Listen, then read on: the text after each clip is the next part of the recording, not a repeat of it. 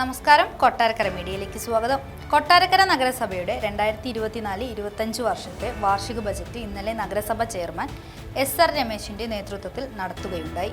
ഇതിനെതിരെ ഇന്ന് കൊട്ടാരക്കര നഗരസഭയുടെ മുന്നിൽ വെച്ച് BJP പ്രവർത്തകർ പ്രതിപക്ഷ സമരം നടത്തുകയുണ്ടായി.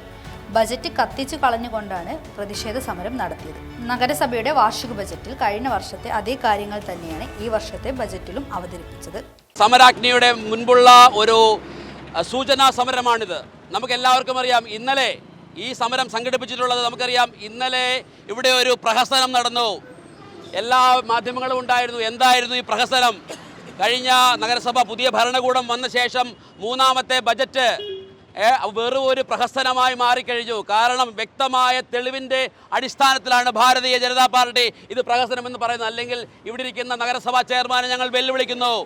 കാരണം 2022-ൽ 2023-ൽ പ്രഖ്യാപിച്ചിട്ടുള്ള ബജറ്റുകൾ നിങ്ങൾ പരിശോധിക്കണം. ഞങ്ങളുടെ കൈവശമുണ്ട് കഴിഞ്ഞ ബജറ്റുകൾ. അപ്പോൾ കഴിഞ്ഞ ബജറ്റിൽ പറഞ്ഞ കാര്യങ്ങളൊന്നും ചെയ്യാതെ ഒരു കാര്യം കൊട്ടാരക്കര നഗരത്തിൽ നമുക്കറിയാം, ആയിരക്കണക്കിന് ലക്ഷക്കണക്കിന് ആൾക്കാർ ദിനം പ്രതി യാത്ര ചെയ്യുന്ന ഈ കൊട്ടാരക്കര നഗര പ്രധാനപ്പെട്ട ഒരു കേന്ദ്രമാണ് കേരളത്തിലെ തന്നെ. ഈ നഗരത്തിൻ്റെ അവസ്ഥ എന്താണെന്ന് ചിന്തിക്കണം. അപ്പോൾ കഴിഞ്ഞ ബഡ്ജറ്റുകളിലെല്ലാം പറഞ്ഞ കാര്യങ്ങൾ ഒരു കാര്യം പോലും നടപ്പിലാക്കാതെയുള്ള ഇന്നലെ പ്രസിദ്ധീകരിച്ച ബജറ്റ്, ഇത് കത്തിച്ചുകൊണ്ടുള്ള പ്രതിഷേധമാണ് ഇവിടെ നടക്കാൻ പോകുന്നത്. നാം ചിന്തിക്കണം, കഴിഞ്ഞ 3 വർഷക്കാലമായി ഈ പുതിയ നഗരസഭ ഭരണകൂടം ഈ നാട്ടിലെ ജനങ്ങൾക്ക് വേണ്ടി എന്ത് ചെയ്തു എന്ന് നാം ഓരോരുത്തരും ചിന്തിക്കണം. ഈ നാട്ടിലെ നല്ലവരായിട്ടുള്ള നാട്ടുകാർ ചിന്തിക്കണം.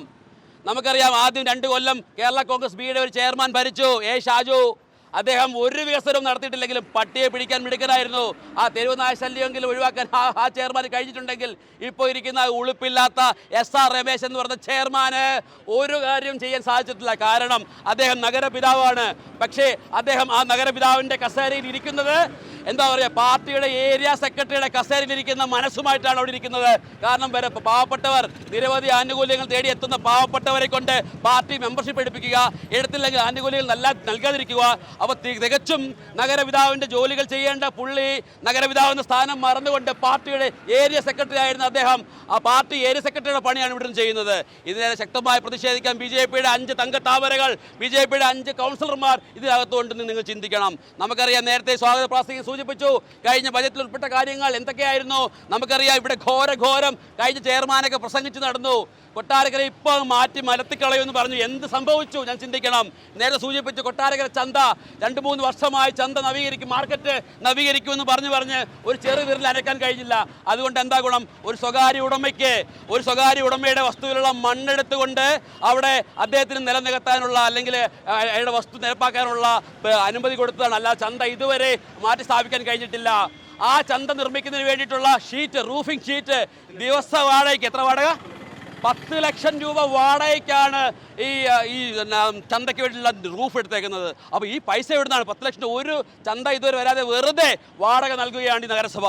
ഇതൊന്നും നിങ്ങളുടെ തറവാട്ടിൽ നിന്ന് കൊണ്ടുവന്ന അല്ലടെ ചെയർമാനെ എന്ന് പറയാൻ ഞങ്ങൾ ആഗ്രഹിക്കുന്നു. അതുപോലെ നമുക്കറിയാം, സ്വകാര്യ ബസ് സ്റ്റാൻഡിൻ്റെ നിർമ്മാണം സൂചിപ്പിച്ചു. നമുക്കറിയാം, ഡിപ്പാർട്ട്മെൻറ്റുകാരെയൊക്കെ അറിയിക്കാതെ സ്വന്തം ഇഷ്ടപ്രകാരം ഷാജു ചെയർമാൻ ആയിട്ട് എനിക്ക് എന്തെങ്കിലുമൊക്കെ ചെയ്യാനായിട്ട് സമ്മതിക്കത്തില്ല. എന്നാൽ എന്തെങ്കിലും പ്രവർത്തനം കാട്ടിക്കൂട്ടാൻ വേണ്ടിയിട്ട് സ്വകാര്യ ബസ് സ്റ്റാൻഡ് നിർമ്മാണം ആരംഭിച്ചു. അവിടെ എല്ലാം വെട്ടിപ്പൊളിച്ചിട്ട് ഇപ്പോൾ നാട്ടുകാർക്ക് അവിടെ നിൽക്കാനോ സൗകര്യമായി യാത്ര ചെയ്യാനോ പറ്റുന്ന അവസ്ഥയാണ് പ്രിയ സുഹൃത്തുക്കളെ നിലവിലുള്ളത്. നാം മനസ്സിലാക്കണം. അതുപോലെ ശ്മശാനം എന്തായി? കഴിഞ്ഞ 3 കൊല്ലമായി ശ്മശാന നിർമ്മാണം നടക്കുന്നു. ഇതുവരെ ഈ നാട്ടിലെ ജനങ്ങൾക്കായി ഇത് തുറന്നു കൊടുക്കാൻ സാധിച്ചിട്ടില്ല. നാം ചിന്തിക്കണം. അതുപോലെ നമുക്കറിയാം, കേന്ദ്രത്തിൻ്റെ ഫണ്ട് ഉപയോഗിച്ച് ആരംഭിക്കേണ്ട അമൃത് പദ്ധതി, കുടിവെള്ള പദ്ധതി 2 വർഷം മുമ്പുള്ള ബജറ്റിൽ പ്രഖ്യാപിച്ചിട്ടുള്ളതാണ്. പക്ഷേ ഇതുവരെ കുടിവെള്ള പദ്ധതിക്ക് വേണ്ടി സ്ഥലം ഏറ്റെടുക്കാൻ പോലും ഈ കഴിവില്ലാത്ത നഗരസഭാ ചെയർമാനോ നഗരസഭാ ഭരണകൂടത്തിനോ കഴിഞ്ഞിട്ടില്ല.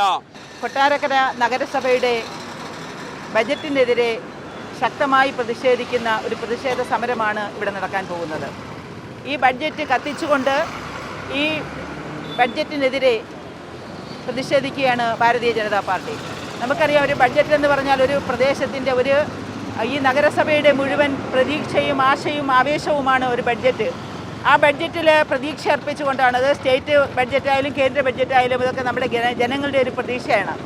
എന്നാൽ ആ പ്രതീക്ഷകളെല്ലാം തകിടം മറിച്ചുകൊണ്ട് കോടിക്കണക്കിന് രൂപ ടാക്സ് പിരിച്ചെടുക്കുന്ന ഓൺ ഫണ്ടുള്ള ഈ കൊട്ടാരക്കര നഗരസഭ എന്ത് ഫണ്ട് ഉപയോഗിച്ചായാലും ഈ കൊട്ടാരക്കരയുടെ ഏത് വികസന പ്രവർത്തനമാണ് നടപ്പാക്കിയിട്ടുള്ളത് എന്ന് നമ്മൾ ചിന്തിക്കണം. 2023 ബഡ്ജറ്റിൻ്റെ കോപ്പി അടിച്ചുകൊണ്ട് വീണ്ടും 2024 അതേ കാര്യങ്ങൾ ആവർത്തിക്കുകയാണ് ഈ ബഡ്ജറ്റിൽ ചെയ്തിട്ടുള്ളത്.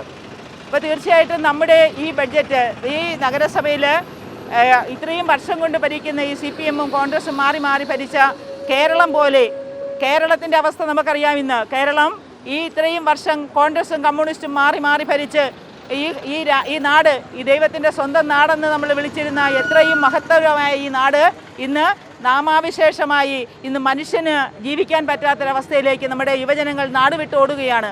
ഈ കേരളത്തിൽ ജീവിക്കാൻ കഴിയാതെ ജോലി അർഹതയുള്ളവർക്ക് പോലും ജോലി കൊടുക്കാതെ പിൻവാതിൽ നിയമനം നടത്തിക്കൊണ്ട് ഇത്തരത്തിൽ നെറികേടിൻ്റെ ഒരു അപ്പോസ്തലനായി പിണറായി വിജയൻ നാട് ഭരിക്കുമ്പോൾ തീർച്ചയായിട്ടും അതിൻ്റെ അനന്തരാവകാശിയെപ്പോലെ ഇരിക്കുന്ന SR രമേശ് ഈ അനാസ്ഥ കാണിച്ചില്ലെങ്കിലേ അഴിമതി കാണിച്ചില്ലെങ്കിലേ ഉള്ള അതിശയം.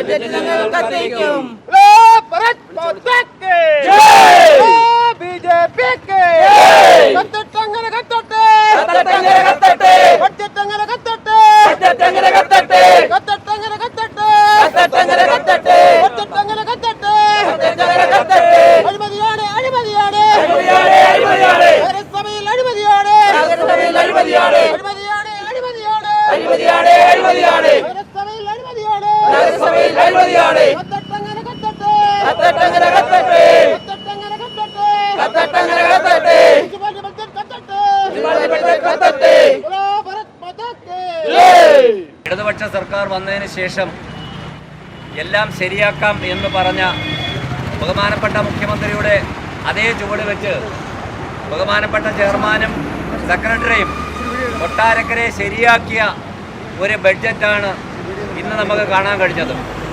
അതാണ് ഞങ്ങൾ ഇവിടെ കത്തിച്ച് കാണിച്ചിട്ടുള്ളത്. എന്ത് ചെയ്യണം, ഏത് ചെയ്യണം എന്ന് ബഹുമാനപ്പെട്ട ചെയർമാനോ സെക്രട്ടറിക്കോ ഒരു അന്തവും കുന്തവും ഇല്ലാതെ പ്രവർത്തിക്കുകയാണ്.